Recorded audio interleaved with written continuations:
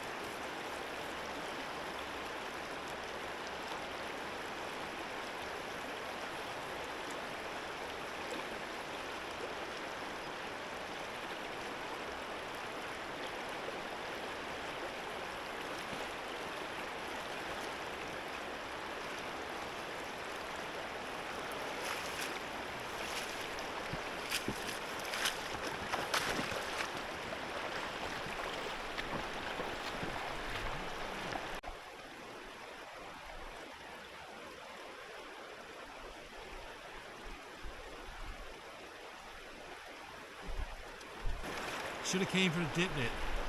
That one got away.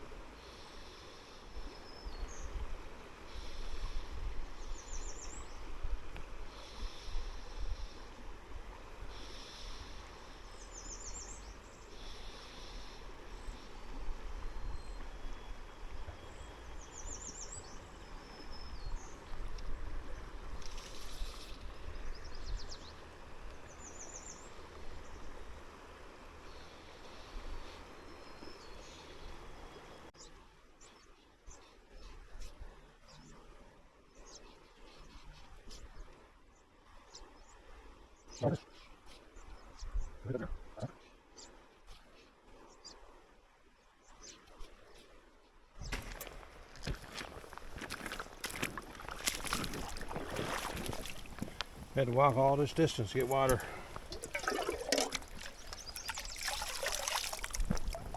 All the way over to the stove. Right there.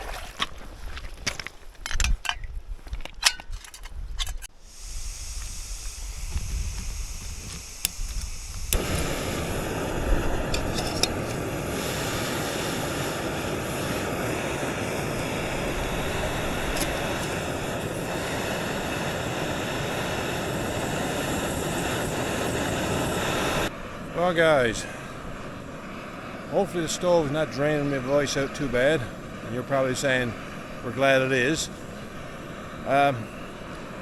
We got on to go a little bit early this morning, not really early to be honest with you, but early enough.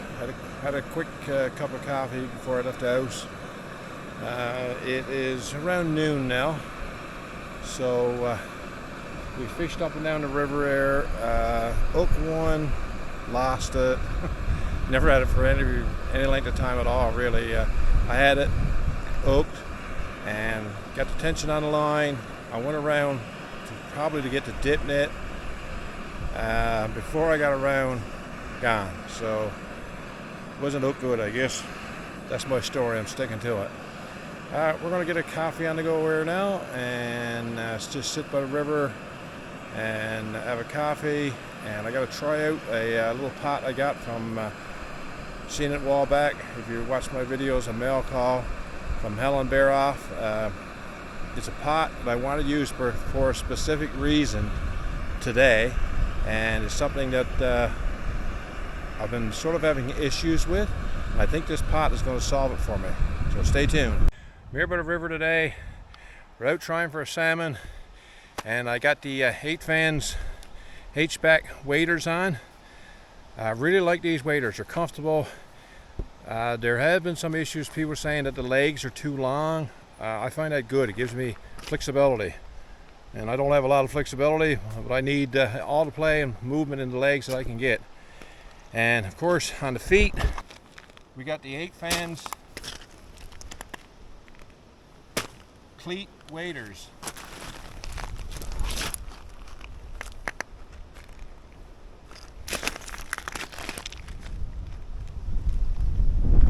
See these in the video as I'm going up and down the river. Really nice traction. The cleats on the slippery rocks. Of course, you got to watch these rocks. The rocks got a tendency to roll over on you. It's not like you're walking on a flat surface. The cleats take care of the slipperiness, but of course, the rocks is something else completely different. These rocks roll over, so I use my walking stick to help support me, and the cleats help me from slipping away. If you're getting wading boots these days, these are the guys that you should be getting. If you're having issues trying to order this day and age and you're worried about tariffs, send me a PM, DM, whatever they're called, and I'll give you the procedure that was given to me by 8 fans. It's worked for a couple of guys I know of.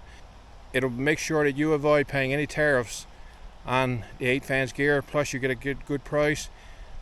And my code is in this video description down below. Gary Fudge 10 will get you 10% off already great prices. I just had a visit. The game wardens or fishery patrol officers, I'll be honest, I'm not exactly sure how they refer to themselves this day and age, but they came in, wanted to check the license, make sure I'm all legal. That's all good by me. They're doing a great job, and I want to make sure that if there's any issues going on rivers, I don't see it because I'll let them guys know.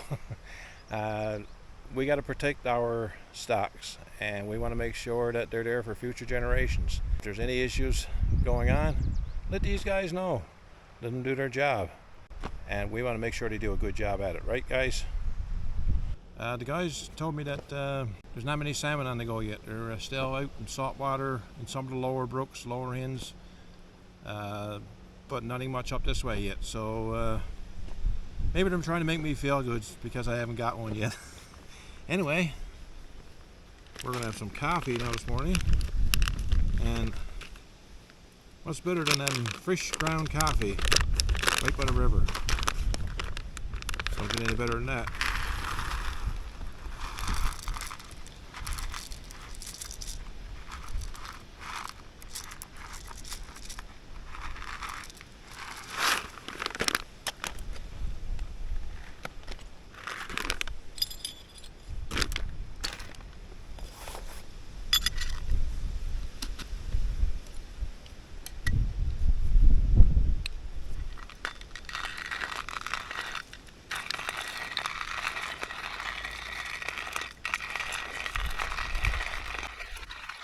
I do realize I do have one problem.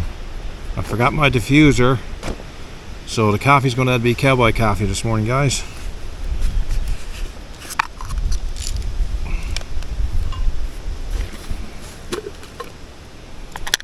Don't mind a little grouch in your coffee, do you guys?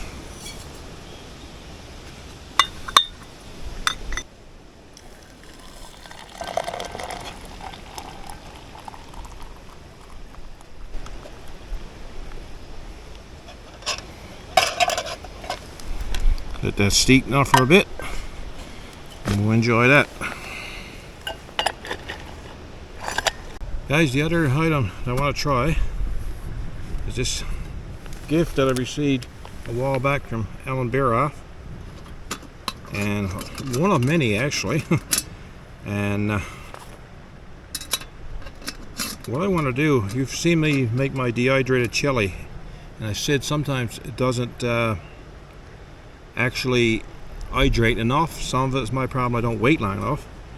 But this little pot here, I'm thinking it's a great rig because I can actually put it on, and when I take it off the stove, I can take this here and lock it on, and that'll keep the heat in and it'll help the chili hydrate longer. So we're going to give that a shot today and see how she goes. First thing is, watch what you're doing and don't take the thing completely apart. Okay, first thing we're going to do is get some water for our pot.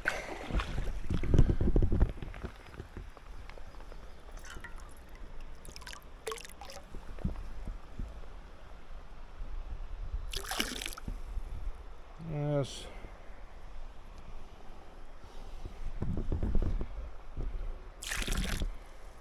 That's roughly a cupful. That should be good for it.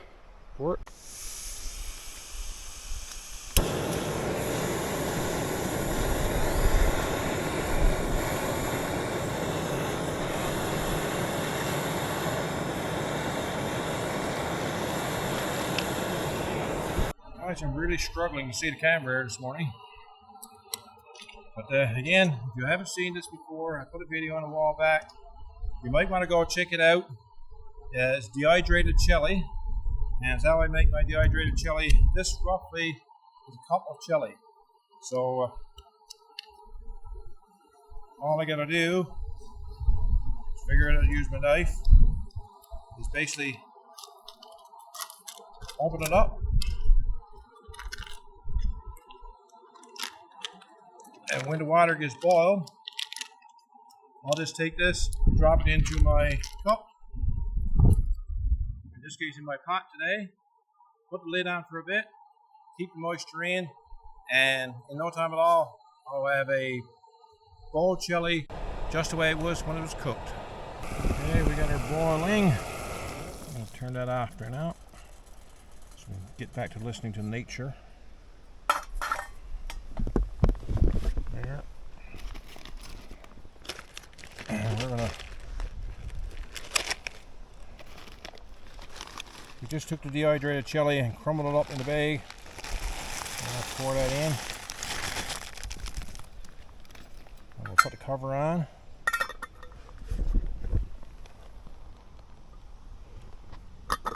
It'll stay tight enough. Rather than just take the handle around today, we're going to improvise. Just keep it on that way. So now we'll see how that stands in a few minutes. Actually, I had a little too much water, so I added the second pack of dehydrated chili. I'm a grown boy, I can eat it. As you can see, as it starts to hydrate, it thickens up, looks more like chili just came out of the pot. Put the cover on there again. Now I guess if we wanted to, we could actually turn on the stove and boil off some of that water, but I think most of it will actually absorb. From experience, it will absorb a fair bit of water and thicken up really good.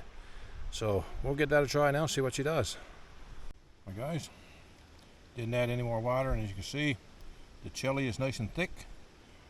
My sun has gone down, so the picture's not so good.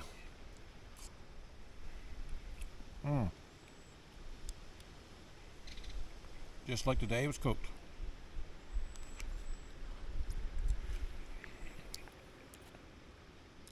Make you swallow your tongue.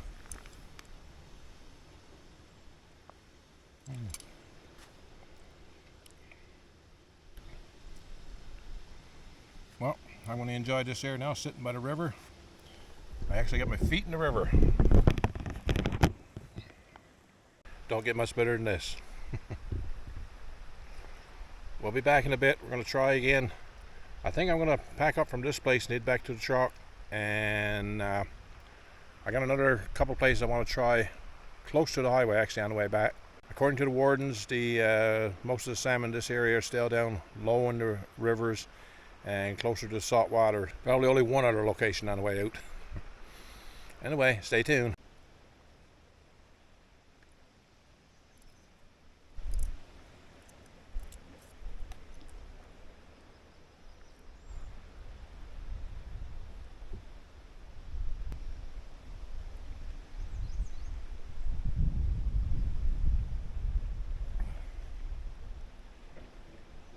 Well guys, back in the truck, on to the next location, close to the salt water. According to the wardens, that's where I gotta be. Guys, I'm gonna record before I get out of the truck because it's windy and there's a lot of traffic here and it's gonna be pretty noisy.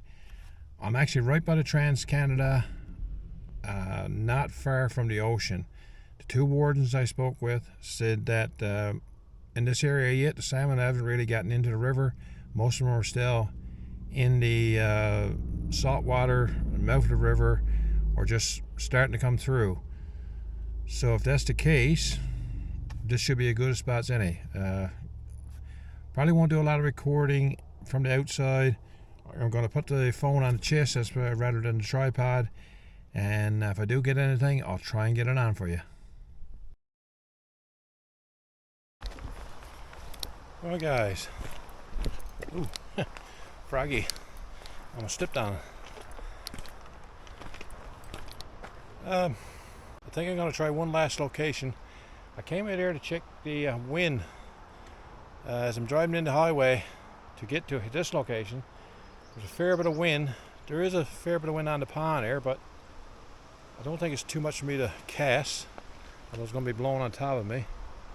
We'll give it a shot.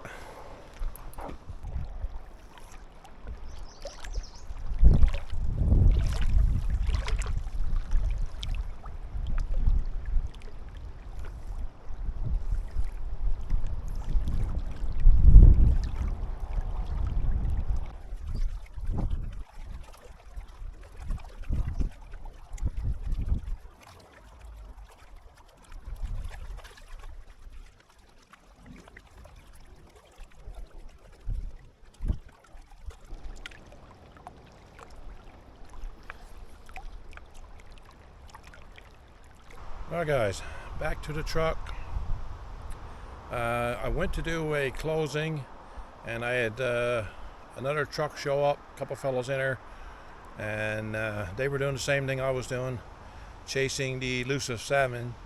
I think they stopped 3-4 places as well today. No luck today. Yesterday or the day before they landed one out on the exploits out in central Newfoundland. Anyway, this is going to conclude today's video. Hopefully my next one is probably going to be a fish of another sort. That's all I got to say right now. There is a salmon fishing trip coming up down the road. I'm not sure if I'll be actually out for another day trip before then. I also had some trouting plan. Not sure that's going to take place now or not. I may get a day out trouting a little later on. We'll see how she goes. I find this time of year get pretty busy at other things, chores around the house, family affairs, and this is only a pastime. I get at it when I can, and for you guys, I'd like to keep them coming. Keep the comments coming. Keep me motivated to keep coming back here. And until next time, we'll be talking.